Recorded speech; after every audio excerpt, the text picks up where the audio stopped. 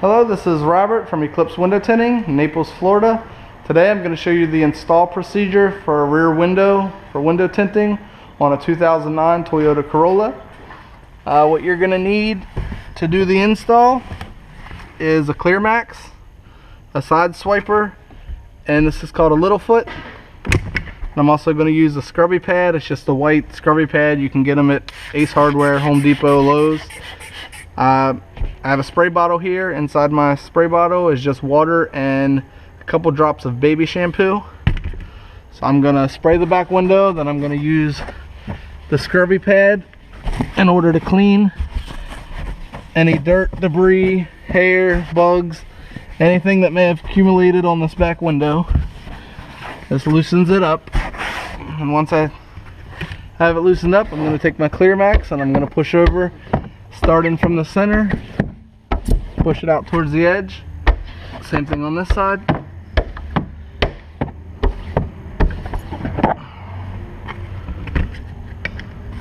And I'm going to use the side swiper to get the bottom edge. Now this is a pretty easy rear window install. It does have a slight disadvantage. The trim that's right here down the sides actually comes into the window and pushes up against the window in past where the black outline is. So what I'm gonna have to do is actually do side by side after I lay this film in, and once I have the film laid in roughly, I'm gonna take my tool and go in behind this in order to shove it down, so that way I can tuck the film back behind this. And then same thing with the other side, because it's actually coming out past where the trim is down here.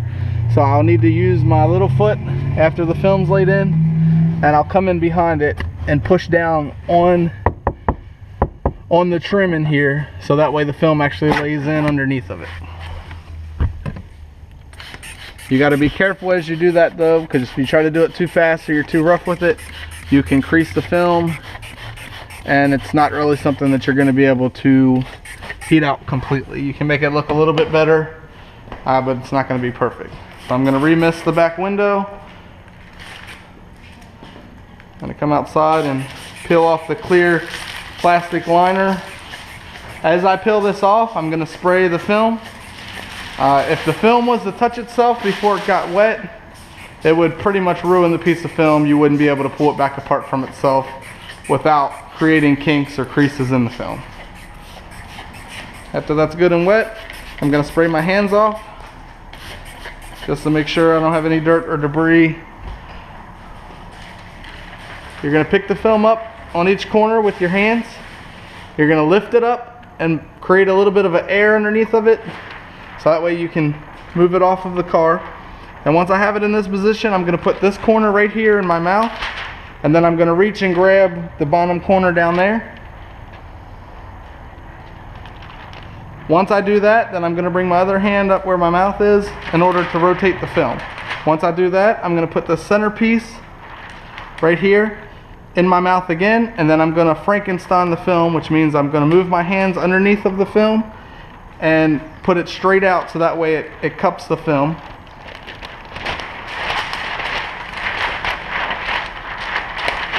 So you can see both my hands. Then I'm going to make a U shape with the film, and I'm going to come into the vehicle being sure not to touch any of the trim, any of the edges. Once I get inside, I don't want to touch any of the seats or the headliner. I'm going to lay the film in as far down as I can reach on the bottom. Probably going to be 2 to 3 inches away from the very edge. And I'm going to lay in the top part, so that way the film stays stuck even without me touching it.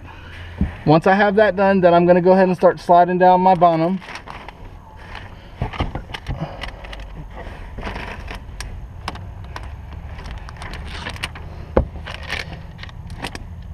Okay,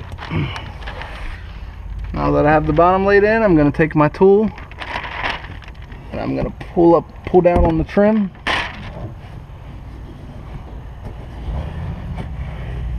And I'm going to slide the film into place. And I'm going to do the same thing with the other side.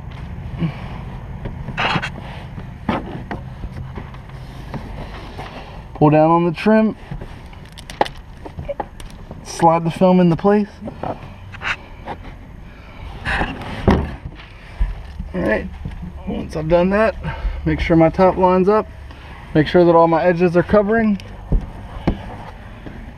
I'm going to jump out and look at the third brake light, just make sure it's lined up, which case it is, which is right here.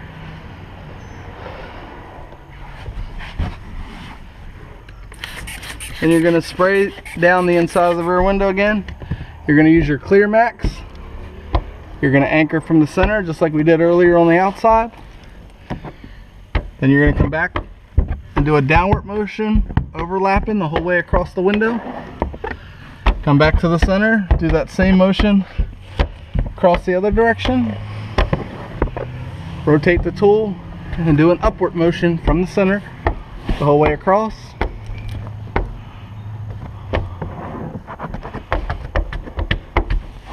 Do the same thing again on this side.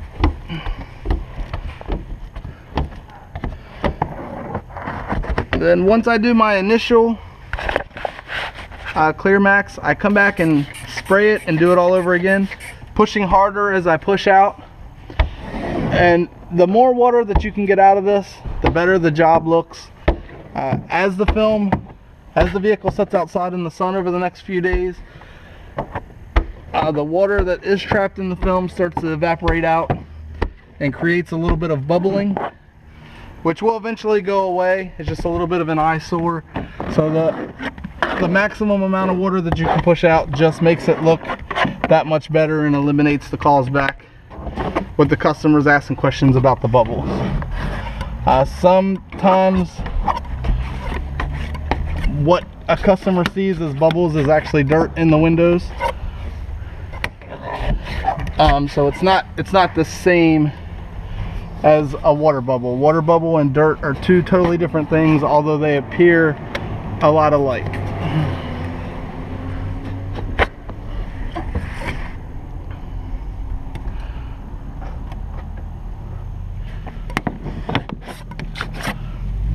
All right.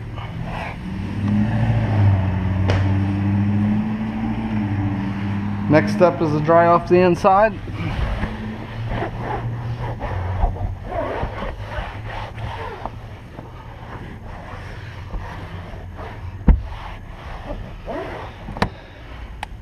And I just have a few spots to touch up, but this is the install procedure for a rear window on a 2009 Toyota Corolla. Please be sure to like, comment, and subscribe. Thank you.